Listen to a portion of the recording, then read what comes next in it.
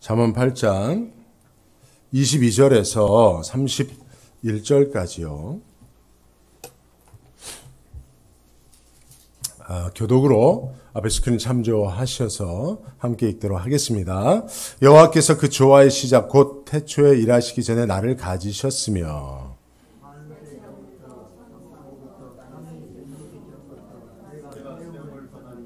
아직 바다가 생기지 아니하였고 큰 샘들이 있기 전에 내가 이미 났으며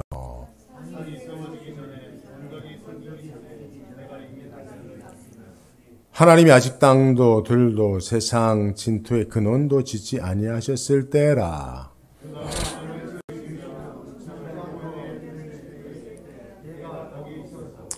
그가 위로 구름 하늘을 견고하게 하시며 바다의 샘들을 힘있게 하시며 바다의 한물로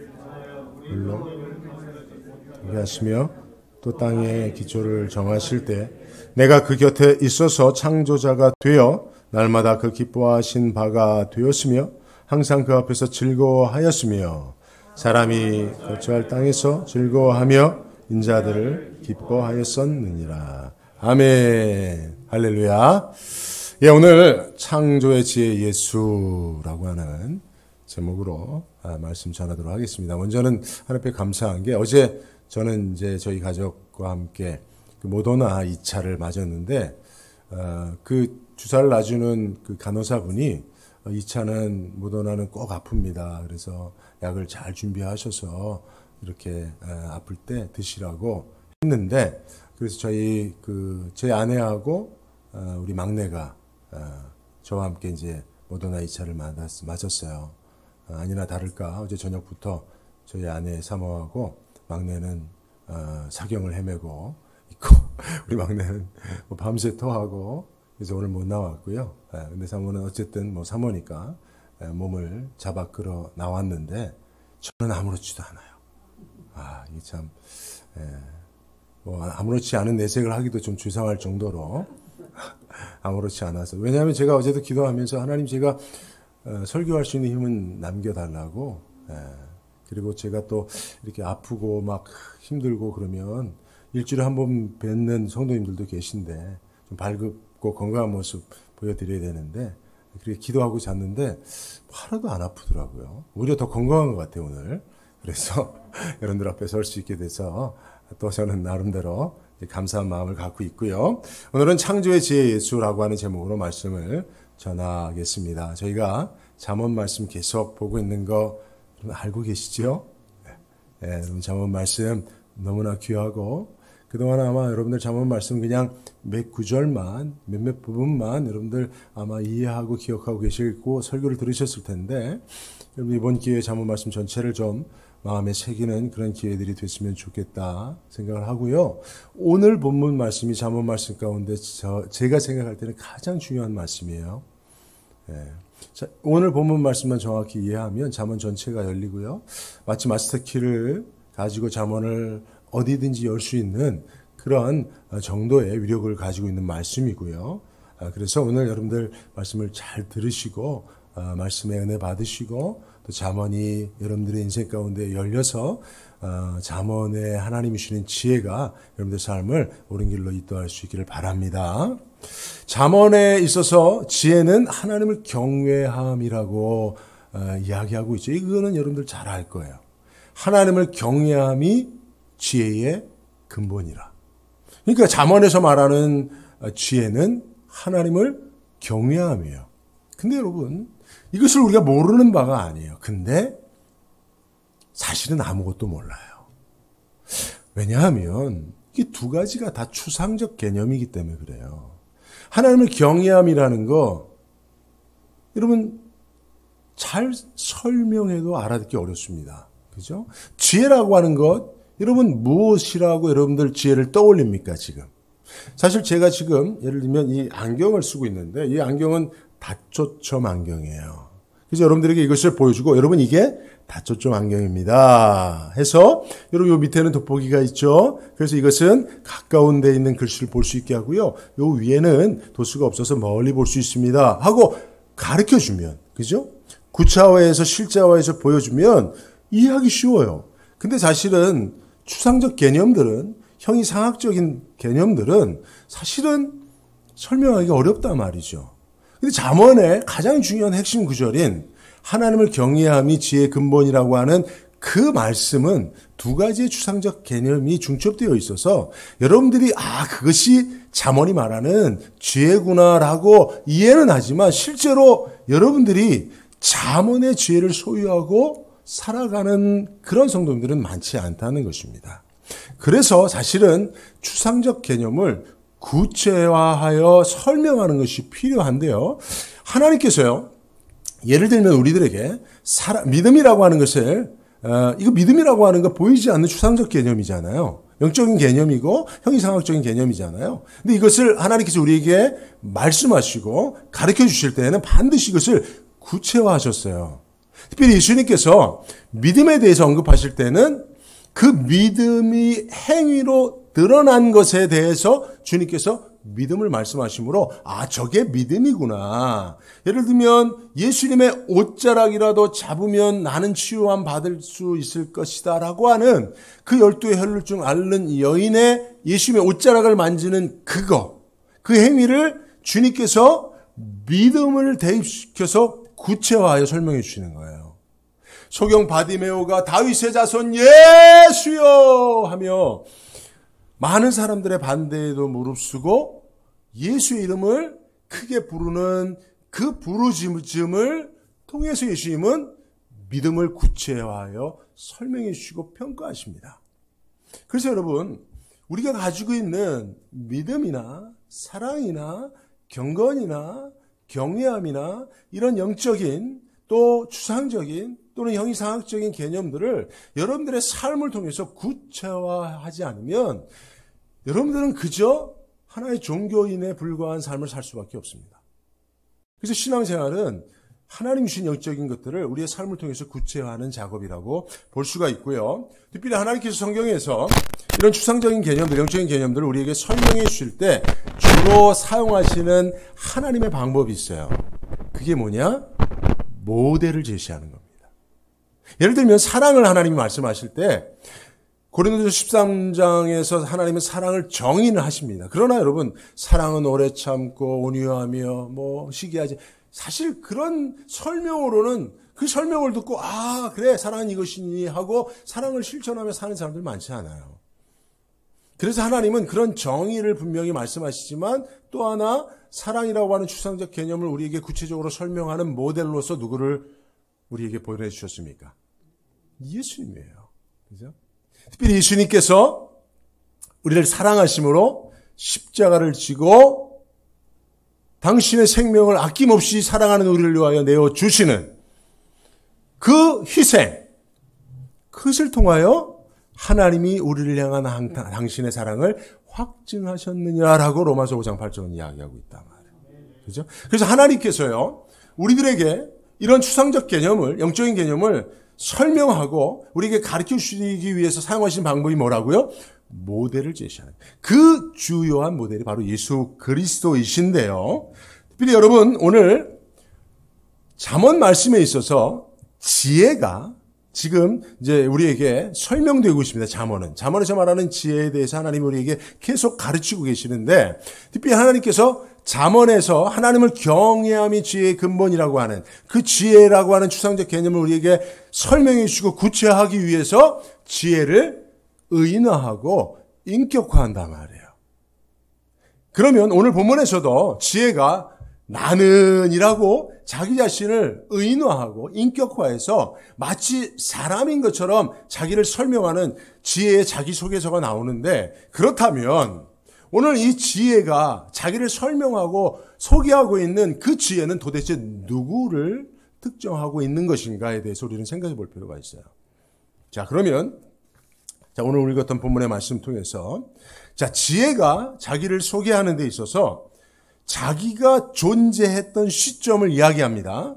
지혜는 그는 태초 이전부터 존재해 왔다라고 얘기를 합니다. 22절 말씀을 보면 태초에 일하시기 전에 하나님이 지혜를 가지셨다는 거예요. 지혜는 언제부터 존재했냐 하면 만세 전부터 존재했다는 거예요. 상고부터, 즉 태초부터, 땅이 생기기 전부터. 자, 이 지혜가 자기가 존재했던 시점을 이야기하는 이 말씀의 가장 중요한 핵심 구절은 전부터예요. 그러니까 창조 이전부터 지혜는 존재했다는 거예요. 이런 지혜의 존재는 지혜와 창조된 피조물과의 구별을 이야기하는 거예요. 왜냐하면 피조물들이 창조된 그 이전에 지혜가 존재했으니 지혜는 창조된 피조물들과 다른 존재적 의미를 가지고 있다는 것을 시사하는 겁니다, 이게. 그죠? 자, 그럼 두 번째는 지혜가 자기를 소개할 때, 자, 그러면 하나님이 창조 이전부터 존재했던 이 지혜가 하나님이 세상을 창조할 때에는 어디에 있었고 어떤 역할을 했는지에 대해서 얘기하고 있어요. 태초에 하나님이 세상을 창조하실 때의 지혜는 창조의 현장에 함께 있었을 뿐 아니라 하나님 곁에서 누가 되어? 창조자가 되어 창조의 중요한 역할을 하셨음을 천명하고 있습니다. 소개하고 있습니다. 27절에 그가 하늘을 지으시며 궁창에서 해면을 두르실 때에, 이게 하나님의 창조의 행위거든요. 하나님이 창조하실 때에 지혜가 거기 있었다는 거예요. 28절도 보면 28절에 쭉 읽어봅니다. 그가 위로 구름 하늘을 견고하게 하시며 바다의 샘들을 힘있게 하시며 바다의 한계를 정하여 물로 명령을 거스르지 못하게 하시며 또 땅의 기초를 정하실 때에 내가 그 곁에 있었다는 거예요. 창조 이전부터 있었던 지혜가 자기를 소개하는데 하나님의 창조 때에는 그 창조의 현장에 자기가 있었다라고 말하고 있습니다. 뿐만 아니라 그냥 가만히 있는 것이 아니라 창조자가 되어, 이게 이제 다른 말로 하면 창조의 명인, 명공이 되어 하나님의 창조 사역에 주도적인 역할을 했다라고 지혜가 자기 자신을 우리에게 어떻게 한다고요? 소개하고 있다는 거예요. 할렐루야. 자, 그렇다고 한다면 여러분, 피조물 이전에 존재했고 창조 이전부터 존재했고 그리고 하나님의 창조 때 하나님과 함께 하셨고 그리고 하나님의 창조사역에 주도적으로 창조사역에 참여한 자, 그가 있다면 누구겠습니까? 누굽니까? 그렇죠. 예수님이시죠. 삼위일체 2위이신 성자 예수님 아니고야 다른 누구를 특정할 수 있겠습니까? 자, 이와 같은 잠언에서 지혜가 자기를 소개하는 방식은 요한복음 1장 3절을 보면 또 비슷한 방식의 말씀에 대한 소개가 있어요. 자, 요한복음 1장 1절에서 3절을 제가 여러분들에게 읽어드릴게요. 태초에 말씀이 계시는, 이것도 사실은 in the beginning인데 창조 이전에 말씀이 존재했다는 거예요. 지혜가 창조 이전에 존재했던 것처럼, 태초에 존재했던 것처럼 말씀도 태초 이전에 존재했다는 거예요. 근데 이 말씀이 누구와 함께 있었어요? 지혜처럼 하나님과 함께 있었어요. 근데 이 말씀은 곧 하나님이시라고 얘기를 해요. 그가 태초에 하나님과 함께 계셨고 지혜처럼 만물이 그로 말미암아 지은 바 되었으니 지은 것이 하나도 그가 없이는 된 것이 없느니라. 그러니까 여러분 보십시오. 요한복음 1장 1절에서 3절에서 말하는 말씀 로고스, 그 역시 태초 이전에 존재했고 하나님과 함께 창조사역에 참여했고 그리고 창조사역이 다 이 로고스로부터 말미암았다는 거예요. 그러니까 여러분 요한복음 1장의 말씀을 지혜라고 하는 말로 바꿔도 다를 바가 없어요. 그러니까 여러분 로고스 요한복음 1장 1절에서 3절에서 말하는 로고스는 누굽니까? 그 이후의 말씀을 보면 이 말씀이 육신이 되어 우리 가운데 거하심에 우리가 하나님의 영광을 보니 그가 누구예요? 예수님이시잖아요. 이 땅에 빛으로 오신 예수님이시고 그 예수님을 영접하는 자는 하나님의 자녀가 되는 권세를 주셨다라고 요한복음은 이야기하고 있어요. 그러니까 요한복음에서 말하고 있는 말씀은, 그 로고스는 바로 말씀이신 예수 그리스도입니다. 근데 여러분 이 말씀과 지혜를 맞바꿔 놔도 전혀 어색하지 않다고 하는 것은 결국은 지혜는 요한복음 1장에서 말씀하고 있는, 천명하고 있는 육신이 되신 성육하신 예수님과 같은 존재라고 말할 수 있는 거죠. 그러니까 여러분 우리가 사실은 그동안 잠언의 지혜는 예수님을 예표하는 거야 라고 하는 이야기를 여러분들 종종 들어오셨을 것입니다만은 그래서 그러면 그것을 여러분들이 구체적으로 논리적으로 설명해 봐 라고 누가 물어본다면 여러분들 설명하기 어려웠을 거예요. 그러나 오늘 이 본문이 여러분들에게 중요한 솔루션을 주는 거예요. 여러분들이 이 본문을 읽어서 보아라. 이 본문은 요한복음 1장 1절하고 3절에 있는 말씀과 같은 기록 형식으로 의미와 내용을 담고 있지 않느냐. 근데 그 말씀은 바로 성육하신 예수 그리스도 아니시냐. 그러니 이 지혜도 바로 로고스이신 로고스가 예수님인 것처럼 지혜가 바로 예수님이시다라고 우리가 그렇게 설명할 수 있는 것입니다. 실제로 여러분 하나를 여러분들에게 더 팁으로 드리면 골로새서 1장 15절에서 17절에 보면 바로 이 잠언 말씀의 지혜에 대한 기술과 요한복음 1장의 말씀에 대한 기술, 그것이 골로새서 1장 15절에서 17절에도 그대로 같은 형식으로 기록되어 있어요. 그는 보이지 않는 하나님의 형상이에요. 바로 예수 그리스도를 특정해서 말씀하시는 건데 모든 피조물보다 먼저 나시니니 그죠? 피조물보다 먼저 계셨다고 하는 선제적 존재에 대한 이야기잖아요. 만물이 그에게 창조되되 하늘과 땅에서 보이는 것들과 보이지 않는 것들과 혹은 왕권들이나 주권들이나 통치자들이나 권세들이 만물이 다 그로부터 지혜로부터 로고스 말씀으로부터 예수로부터 같은 거예요. 그러니까 그를 위하여 창조되었고 또한 그가 만물보다 먼저 계시고 만물이 그 안에 함께 섰느니라. 할렐루야. 이런 말씀들을 우리가 통시적으로 바라보면 통합적으로 바라보면 잠언에서 말하는 지혜는 예수 그리스도라고 하는 사실을 우리가 좀 더 확신할 수 있습니다. 결정적으로요, 여러분. 마태복음 11장 18절에 19절을 보면 요한이 와서 먹지도 않고 마시지도 아니하며 그들이 말하기를 귀신이 들렸다 하더니 인자는 바로 예수님 자신을 말씀하시는 거예요. 와서 먹고 마시며 말하기를 보라 먹기를 탐하고 포도주를 즐기는 사람이여 세리와 죄인의 친구로다 하니 그러니까 예수님께서 죄인들과 세리들과 창녀들과 함께 교제하면서 식사하니까 바리새인과 서기관들이 야 저건 뭐냐 저거 세례요한보다도 못한 놈 아니냐. 예수는 아니 저렇게 형편없는 죄인들과 함께 하는구나 라고 비난했단 말이에요. 그것에 대해서 주님이 하시는 말씀이에요.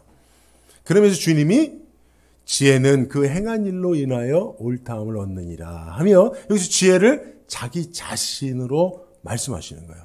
여기서 말하는 지혜는 예수님 자신이거든요. 그러니까 지혜, 나, 곧 예수는 내가 행한 일의 결국 그 열매로 옳은지 틀린지 아는 거다 말이에요. 내가 죄인들을 만나 그들과 함께 죄를 일삼고 죄악의 열매를 거두는 것이 아니라 그들을 구원하여 하나님의 거룩한 백성 되게 하는 그 결국 그 열매로 옳다함을 받을 수 있다는 거예요. 그러니까 여러분 이 말씀을 통해서 보면 예수님이 자기 자신을 뭐라고 말해요? 누구라고 말해요? 지혜라고 말하고 있어요. 여러분 예수님이 메시아라고 하는 신존재 증명에 있어서 가장 중요한 한 가지 조건이 필요 충분 조건이 뭐냐면 예수가 자기 자신을 메시아로 인정하는 겁니다. 여러분 많은 사람들이 예수가 메시아요, 그리스도요, 구원자라고 말해도 나는 그런 사람 아니에요. 예수가 자기 자신을 부정하면 예수는 메시아가 아닙니다. 그런데 예수님도 자기 자신을 구원자라고 아시고 인정하고 천명하셨어요. 마찬가지로 여러분 잠언의 지혜가 예수라고 아무리 사람이 말해도 예수가 나는 지혜가 아니야 라고 말한다면 잠언의 지혜는 예수일 수 없어요. 그러나 오늘 본문의 말씀을 보면 예수님은 자기 자신을 지혜라고 말하고 있습니다. 매우 중요한 것 아니겠습니까? 그러니까 여러분 자 보세요. 하나님을 경외하는 것이 지혜라고 하는 이 추상적 개념을 하나님이 잠언에 담아 우리에게 가르쳐 주실 때에 우리가 그래서 잠언이 어렵다고 생각하는 거예요. 그러나 여러분 잠언이 어렵지 않은 것은 하나님이 이것을 구체화하여 우리에게 보여주신 것이 누구예요? 예수 그리스도시고 예수 그리스도의 삶과 인격이신 겁니다. 그러니까 여러분 잠언의 지혜를 배우려면 우리는 어디로 가요? 예수에게 가면 되는 거예요. 예수님의 삶 가운데 오직 하나님을 경외하며 내 뜻대로 마옵시고 하나님의 뜻대로 되기를 원하나이다라고 고백했던 오직 하나님을 경외함으로 그분의 말씀에 순종하여 사셨던 예수님의 그 삶과 그 인격 그것만 우리가 마음속에 새기고 있고 그분의 거룩한 영으로 우리가 기름 부음 받기만 한다면 사실은 지혜의 문은 열리는 거예요. 잠언의 문은 열리게 되는 것입니다. 그러니까 여러분 잠언과 신약의 예수를 분리시키면 우리는 잠언을 아무리 딸딸 외워도, 제가 말씀드렸잖아요. 잠언 1장부터 31장까지 외운 아이가 있다고. 네.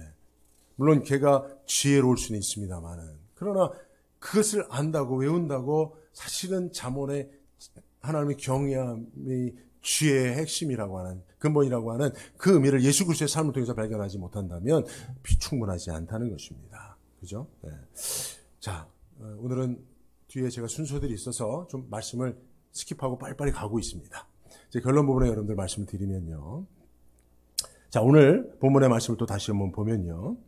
30절 말씀, 내가 그 곁에 있어서 창조자가 되어 날마다, 여기까지가 이제 예수님께서, 요 부분에 세 가지라 그랬죠. 예수님이 그러니까 지혜가 존재했던 시점, 창조 이전, 그리고 이 지혜가 하나님의 창조 때 어디 있었으며 무슨 역할을 했는지에 대해가 바로 이제 30절 창조자가 되어까지의 말씀이에요. 세 번째, 지혜 자기 소개에 있어서 말씀하시는 부분이 이제 뭐냐면, 날마다 그 기뻐하신 바, 그 지혜가 하나님의 기뻐하신 바가 됐다는 거예요.